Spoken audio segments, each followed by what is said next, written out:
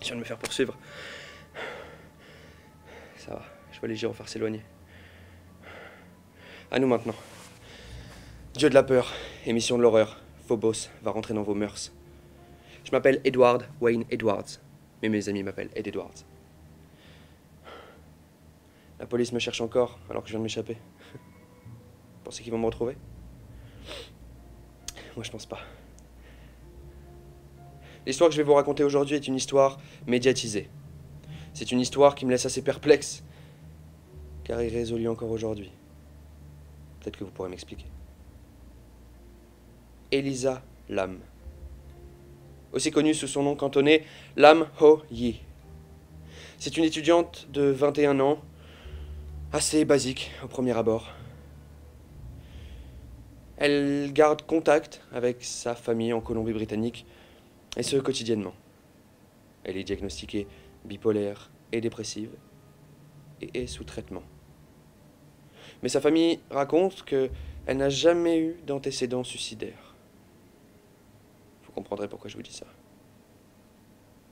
Dans un blog, elle racontait la souffrance due à ses troubles mentaux et a décidé en 2013 de voyager aux États-Unis.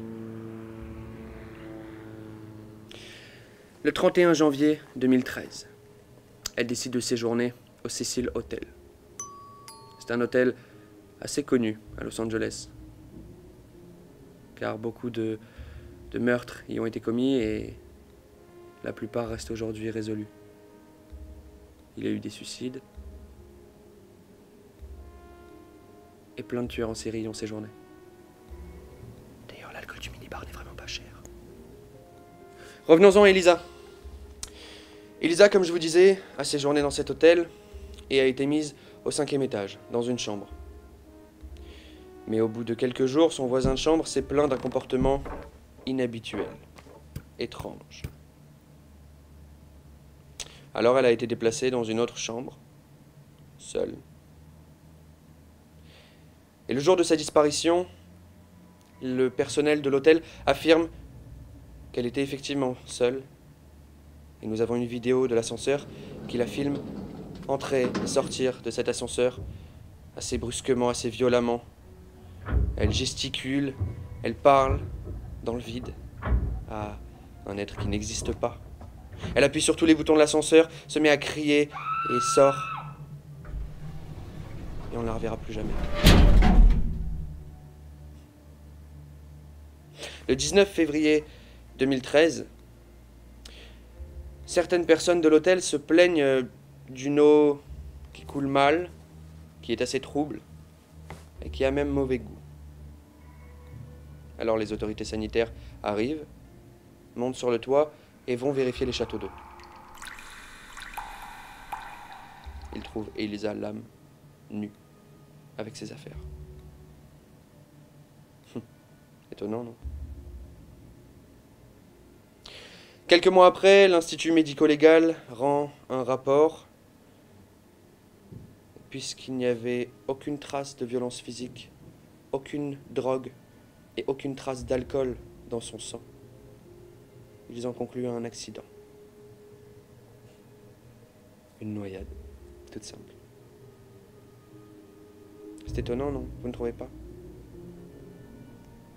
Comment ça a pu arriver? Moi j'ai ma petite idée.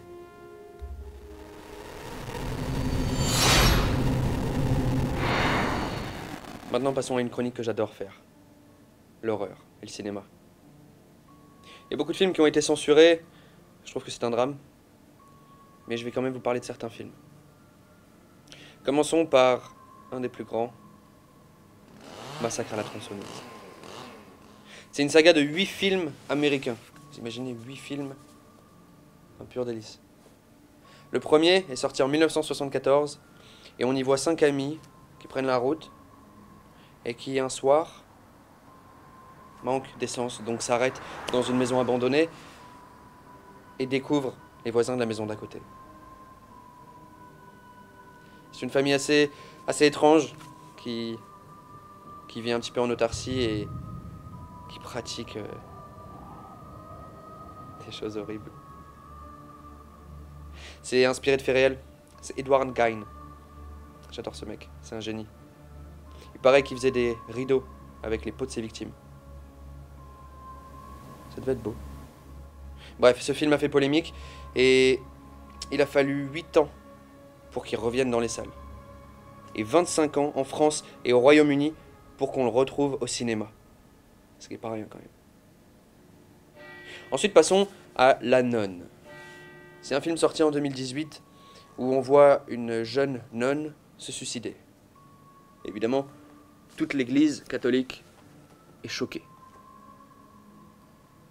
Le Vatican envoie un prêtre un peu étrange et une novice pour enquêter, mais malheureusement, tout le long de l'enquête, elle se retrouve face à une force maléfique. Avant sa sortie, ce film a fait parler de lui, notamment sur YouTube. En fait, ce film a été... la bande-annonce de ce film-là passée en pub, et ils ont dû le supprimer parce que trop de gens étaient choqués. Maintenant, passons à un de mes films préférés. A Serbian Film. Ça, c'est du film. C'est un film où on y voit Milos, un acteur porno à la retraite, qui essaye de survivre dans un pays qui a connu des guerres, donc qui est un peu plus pauvre. Et un jour, une ancienne collègue à lui vient le voir et lui présente Vukmir, un réalisateur très mystérieux, assez étrange, et qui lui propose un rôle dans un de ses films. Milos, lui, a besoin d'argent, il ne connaît rien sur le film, mais il accepte. Grave erreur. Grave erreur. Ce film a lui aussi fait polémique, notamment à cause de scènes réalistes de viol, de nécrophilie et de pédophilie. De nombreux pays se sont opposés à sa diffusion, notamment en Espagne, lors du festival du film d'horreur de San Sebastián en 2010, ou encore, toujours en 2010, au Festival international du film de Catalogne, quand Ángel Sala, le directeur, a choisi de diffuser ce film, et qu'il a été accusé par un procureur espagnol d'encourager à la pédopornographie et à la pédocriminalité. C'est un comble. Bref, ce film a finalement été pour moi une révélation. Mais vous savez, ça en a choqué plus d'un, notamment en Australie. Il y a un avocat qui a dit « Je ne crois pas qu'une personne saine d'esprit puisse considérer que ce film soit normal et légalement autorisé. » Oh. Bref, je peux comprendre qu'on n'ait pas les mêmes goûts, mais moi je pense que tout le monde devrait voir ces films. C'est des chefs-d'œuvre. Certains y verront un plaisir, moi j'y vois un besoin. Désolé pour ceux qui n'ont pas pu les voir. Edward, note d'arrestation pour de nombreux homicides. Ce que vous direz pourra et sera retenu contre vous lors du procès. Mes amis, c'était un plaisir de vous rencontrer. Je suppose que c'est la dernière émission. Pour les plus braves d'entre vous, je les félicite, ils sont restés jusqu'ici. Mes amis, adieu. On voit bientôt.